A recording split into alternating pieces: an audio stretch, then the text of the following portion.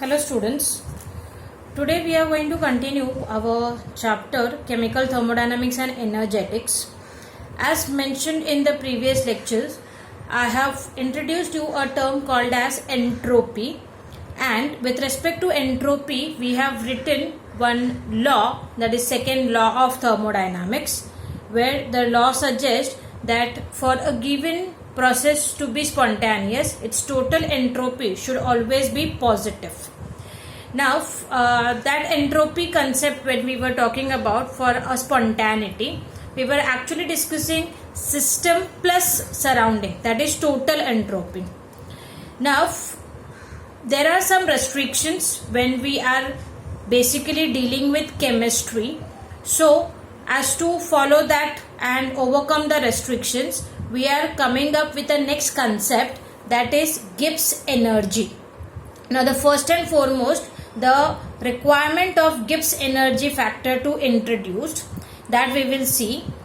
Now second law of thermodynamics clearly defines a spontaneous process as delta S total positive.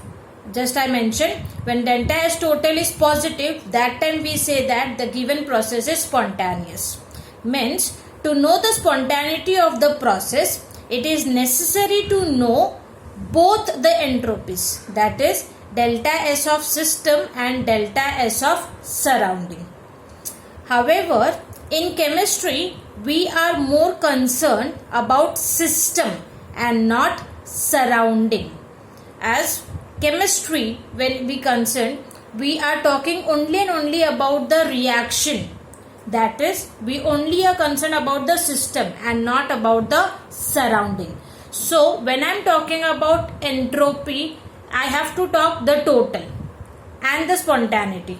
But when I am concerned with chemistry, I only have to talk about the system. So the entropy concept, so as to determine the spontaneity, will not be fit true as far as chemistry is concerned. And that is why J.W. Gibbs introduced a new thermodynamic property of the system to express the criteria of spontaneity, and that new factor is nothing but Gibbs energy, which is also represented as capital G. So as I mentioned, it is only and only so as to talk spontaneity of any given system, and if I have to talk about spontaneity for the system, then I cannot talk total entropy. So I have to come up with a factor which is concerning only about system, and that factor is nothing but Gibbs energy. Now the next question arises that what is Gibbs energy? Now actually speaking, Gibbs energy is nothing but a thermodynamic function which is denoted as G, and it is represented by a formula G is equals to H minus Ts, where we know H is enthalpy, T is temperature, and S is entropy. But as G is mentioned for system, so this entropy will also be concerned with respect to only system and not total entropy. If I have to find out change in Gibbs energy at a constant temperature, then the above formula will be written as delta G is equals to delta H minus T delta S. Again I tell you, this delta S will be with respect to system and not total delta S we are talking about. The SI unit of delta G is joules per mole or kilojoules per mole, whereas the CGS units of delta G is calories per mole or kilocalories per mole. So basically Gibbs energy, this term was introduced for concern of system spontaneity and not about total spontaneity. Now once we understand what is Gibbs energy, the next important thing is how do we correlate Gibbs energy with spontaneity. For this correlation, we make use of our equation as discussed before. Delta S of total is nothing but delta S of system plus delta S of surrounding. Now with the help of this equation, we are going to correlate Gibbs energy and spontaneity. For that we are going to make certain changes. The first thing is, let delta S of system be written as only delta S. So the above equation can be rewritten as delta S of total is equals to delta S plus delta S of surrounding. Now in our previous lectures, we have already mentioned what is change in entropy for surrounding.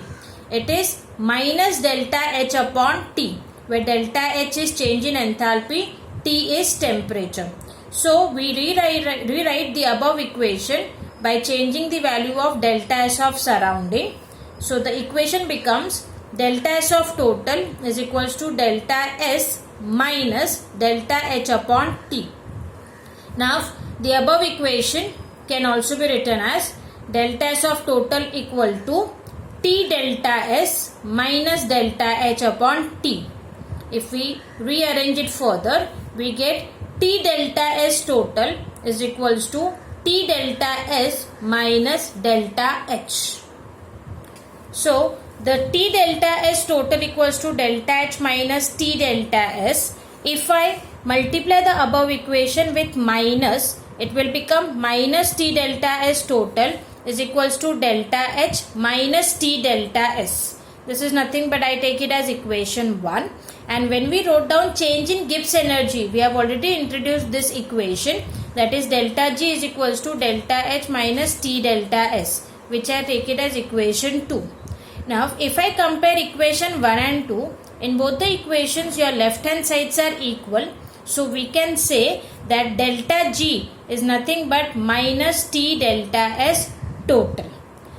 In this above equation, by comparing, what do I get is, if I take T as always a positive value, so the delta G and delta S total will always have a positive sign. Will always have an opposite sign for a spontaneous process carried out at constant temperature and pressure. Why will it have opposite sign? Reason, we get delta G is equals to minus T delta S total. So if I take my T as constant value, so we say that delta G and delta S total are related with minus, means they are inversely proportional to each other, and that is why they will always have a opposite sign. So whatever criteria we had with respect to delta S total for spontaneity, reverse of that will be with respect to delta G. Why reverse? Because they are opposite to each other. So with respect to delta G, the criteria of spontaneity will be, if your delta G value is less than 0, means it is negative, then the process is spontaneous. Whereas with respect to delta S total, the value should have been positive for the process to be spontaneous. If our delta G value is positive, that is greater than 0, then the process is non-spontaneous. Whereas for delta S total, it was reverse. If our delta S total was negative, then the process was non-spontaneous. And if our delta G value is equal to 0, means the process is at equilibrium. So that is what it means to say it will be at equilibrium irrespective when the delta S total is equals to 0. Okay. So if we check and compare delta G spontaneities with respect to delta S, whatever criteria we had with respect to delta S total, reverse of that we have with delta G. So delta G should be negative for the process to be spontaneous. Delta G positive, the process is non-spontaneous, and delta G equal to 0,